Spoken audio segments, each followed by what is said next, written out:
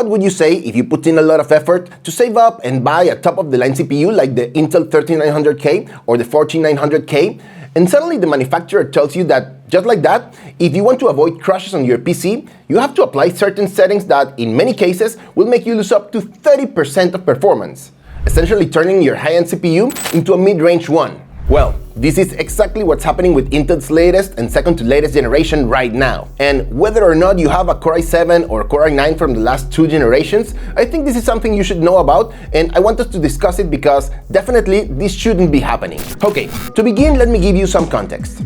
For some time now, there have been reports of crashes in video games, specifically in games that use DirectX 12 and/or Unreal Engine 5. These reports became more and more constant, and although at first they seemed random, as developers starting to pay attention to the complaints, they found that they have some things in common. Or well, one particular thing. Curiously at first, there were basically 2 failures. First, there are repeated problems with shader compilation. You know, that thing that happens in some games like Horizon Zero Dawn, Hogwarts Legacy, or The Last of Us, among others. The first time you launch them, the shaders simply wouldn't finish loading and the game would eventually freeze or crash. The second common failure was a random out-of-video memory message, sometimes followed or accompanied by a blue screen of death. If we think about it, neither of these failures seems to be closely related to the CPU. However, as I told you before, the only thing that all those experiencing failures seem to have in common is that they were users of Intel CPUs, more specifically the Core i7 13700K and Core i9 13900K. In fact, here you can see a series of Reddit posts where people complain about these problems, and as is evident, there are quite a few, and they have been going on for a long time. And what's even more striking is that the failures didn't only happen to regular users, but as we can see in this Tom's Hardware post, even to experienced users, like their own CPU reviewer or Hassan Mushtaba of WCCF Tech, a well-known hardware and technology news portal. The latter, as you can read in this thread, spent months dealing with these problems and even had to stop playing several games as he was unsuccessful, at least until he managed to solve it after almost a year. How did he do it? I'll tell you in a little bit, but let's take this step by step. As expected, the first responses didn't come from Intel, but from video game developers. And it was them who, through user reports, managed to connect the dots and realize that the problem was indeed with the unlocked CPUs of Intel's latest generations. Game developer Gearbox was one of the first to speak up and release patches for their games in August 2023. Specifically, in this patch for Remnant 2, they said the following: "We have identified an issue with some Intel 13th generation CPUs, where upon startup the game will display a message about being out of video memory, or the crash reporter will pop up referencing an issue with decompressing a shader. If you experience this problem, you will likely also see it in other DirectX 12 games. If your CPU is overclocked, try setting it back to the defaults. If you are not overclocked or that doesn't work, try installing Intel Extreme Tuning Utility and lowering your performance clock ratio from 55x to 54x. For their part, Fatshark also issued a statement with some possible instructions on how to correct the errors, including the following. It has been noted that players with the Intel i9 13900K and i7 13700K CPUs are prone to these crashes. Players have been able to work around this by underclocking the performance core speed using Intel XCU from x55 to x53. Another one that spoke was Epic Game Tools, an Epic Games company that develops tools for video game creation, since one of their tools, Oodle, was quite affected. Or, well, the games that use this tool, which is none other than the one in charge of the asset decompression and compression, such as shaders. Their statement is quite a bit longer and more extensive than the others, so I'm not going to read it in full, but they seem to be the first to mention that it's not only 13th generation CPUs that are affected by this, but also 14th generation ones, since they're basically a refresh. Also, according to my research, they were the first to point out that the problem seemed to become thanks to some motherboard BIOSes. As far as we can tell, there is not any software bug in Oodle or Unreal that is causing this. Due to what seems to be overly optimistic BIOS settings, some small percentage of processors go out of their functional range of clock rate and power draw under high load and execute instructions incorrectly. NVIDIA hasn't given a direct statement on this matter. However, on the Unreal Engine forum, a user said that after trying to solve the problem by various means, he contacted NVIDIA to see if he could get any answers. And to absolutely no one's surprise, what they told him confirmed everything that we have read from the video game developers. Specifically, they told him the following: if you're getting the out-of-video memory when launching the finals, you more than likely need to downclock your CPU. Despite your game saying that the issue is with your VRAM, if your PC has an i9 13900K or KF CPU, then you need to perform a slight downclock to fix the problem.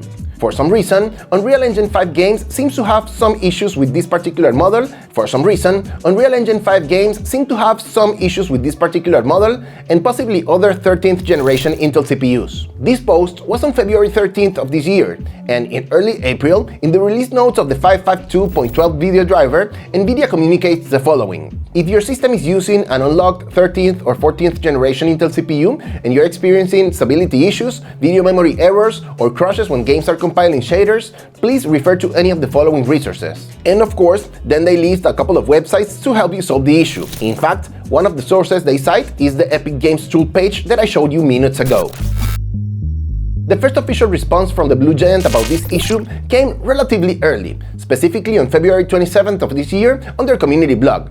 However, as we can see, this was a mere acknowledgement that there was a problem with some 13th and 14th generation CPUs in some circumstances, but they didn't actually provide any solution, and the only thing they said was that they invited their users to contact customer support for further assistance. And it wasn't until just a few days ago that we had a real response from Intel folks about this issue. Curiously, the response wasn't a statement from Intel to us, their customers, but rather the guys at Igor's lab managed to get their hands on a message that was originally intended for motherboard manufacturers, and where basically what Intel does is blame those manufacturers for the issues. Remember what we saw in the URL post about the extremely optimistic BIOS settings? Well, that's where this is going. I'll also leave the full message here, which isn't exactly short, but basically what Intel says is that motherboards are using factory values that don't match the ideal values of the CPUs. Intel asked manufacturers to provide end users with BIOS updates with factory settings that match Intel's recommended settings. Additionally, Intel also recommends their system integrators to implement warnings for the users, letting them know that they have some overclocking-related features enabled. Finally, the message says that Intel continues to investigate the issue to find the root cause and that they will present a public statement by May 2024. As of today, this hasn't happened yet.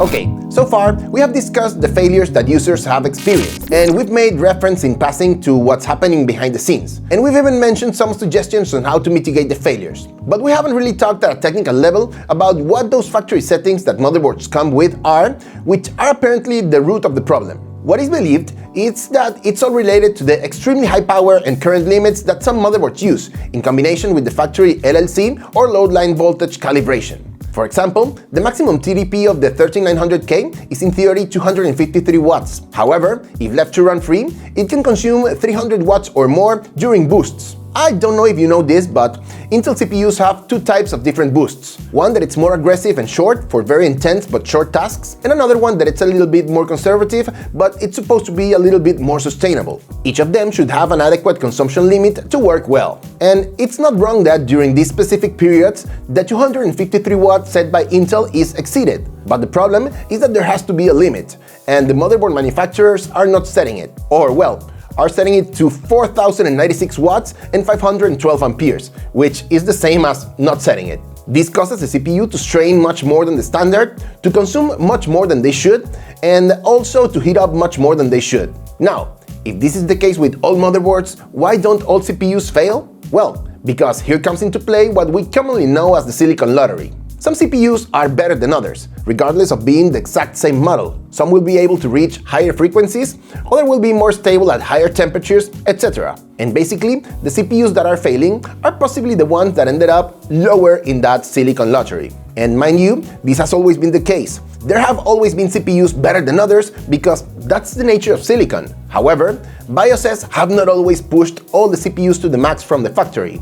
Before, this was only done manually through overclocking, and those who wanted to do it had to, ideally, actually know how to do it and test the stability of the system themselves. Now, on the contrary, everyone who bought a top-of-the-line unlocked CPU of the latest two generations is taking their chips to the extreme, whether they want to do it or not. And this is a problem because, to be honest, if we tell most users to go now into their BIOS and change these settings, they won't understand a thing. Moreover, I'm telling you that even I don't know all the terms that are in the Intel report. It is crazy to think that the average user is going to start tweaking all that.